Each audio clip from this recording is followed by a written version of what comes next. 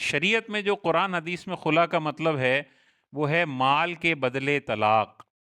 یعنی شوہر طلاق نہ دے رہا ہو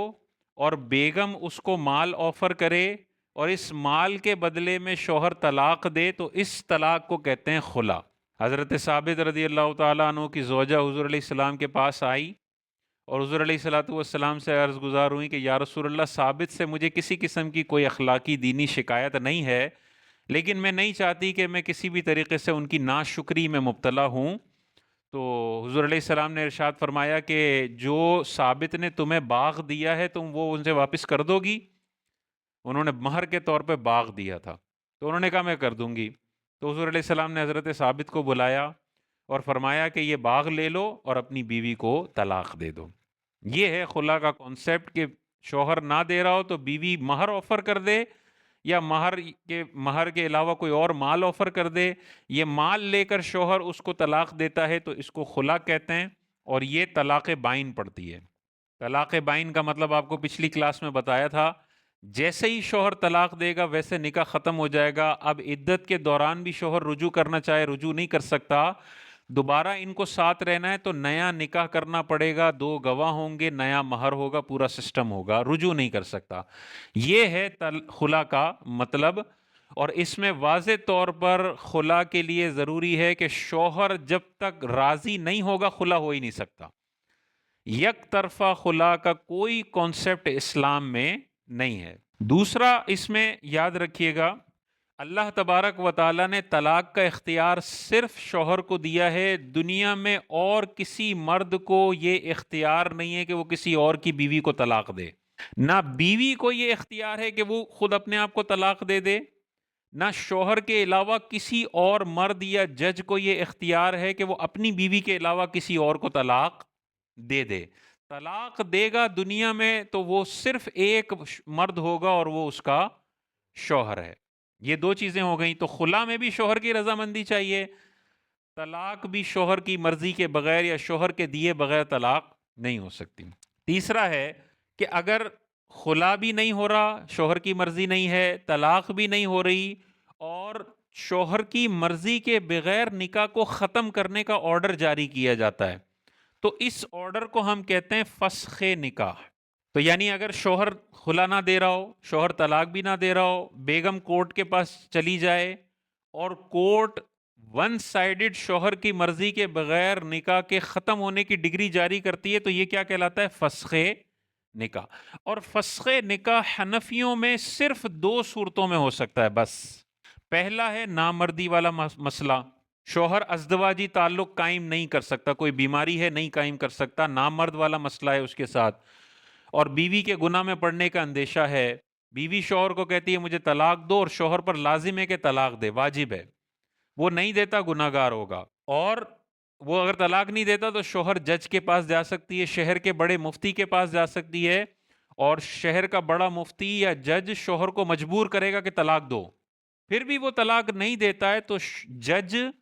ون سائیڈڈ نکاح کو ختم کر سکتا ہے، اور اس صورت میں یہ کورٹ کا خلا نافذ ہو جائے گا۔ دوسرا ہے مفقود الخبر ہونا،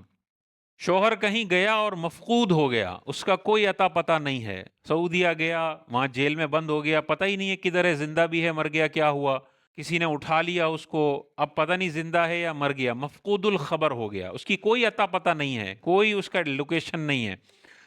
تو اس صورت میں اب عورت کیا کرے، کتنی عرصے تک انتظار کرے؟ تو اس میں پھر دوسری صورت یہ ہے کہ وہ جج یا مفتی کے پاس جائے گی، جج یا مفتی اسے 4 سال کی مہلت دے گا کہ 4 سال تک انتظار کرو اور اپنے شوہر کو ڈھونڈو جیسے تمہارے لیے آسان ہو۔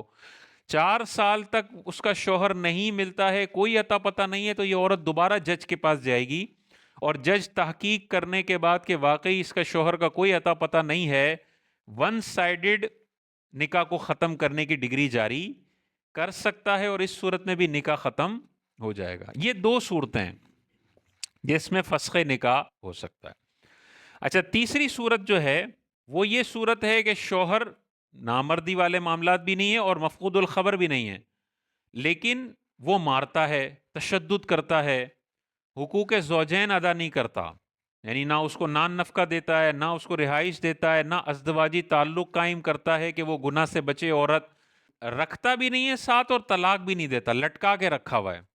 تو ایسے سینیریو میں اگر وہ جج کے پاس جا کے طلاق لیتی ہے، فسخ نکاح کرتی ہے، تو اسے چاہیے کہ وہ فسخ نکاح کی ڈگری کسی مفتی صاحب کو چیک کروائے. اگر مفتی صاحب وہ سارے فسخ نکاح کی ڈگری چیک کرتے ہیں اور اس کے بعد اس کو شرعی تقاضوں کے مطابق پاتے ہیں، تو وہ بتائیں گے کہ یہ خلا ہوا ہے یا نہیں ہوا، فسخ نکاح ہوا ہے یا نہیں ہوا. اور اگر کوئی مفتی صاحب اس تیسری والی صورت میں کہتے ہیں کہ نہیں بھائی، یہ تم نے جھوٹے الزامات لگا دیے ہیں، یا الزامات لگائے ہیں لیکن شوہر پر یہ الزامات ثابت ہی نہیں ہوئے، وہ شوہر پہ زنا کا الزام لگا رہی تھی، شوہر پہ تشدد کا الزام لگا رہی تھی، یہ الزامات ثابت ہی نہیں ہوئے، تو یہ جھوٹ بول بول کے جو خلا لیا جا رہا ہے، مفتی صاحب پھر کہیں گے کہ یہ خلا نافذ نہیں ہوا. 90% جو پاکستان کی کورٹ سے خلا ہو رہے ہیں وہ تیسری صورت میں ہو رہے ہیں، اکثر جھوٹ بول کے لیا جا رہا ہوتا ہے. وکیل صاحب خود بتا دیتے ہیں کہ 10 الزامات لگا دو گی نا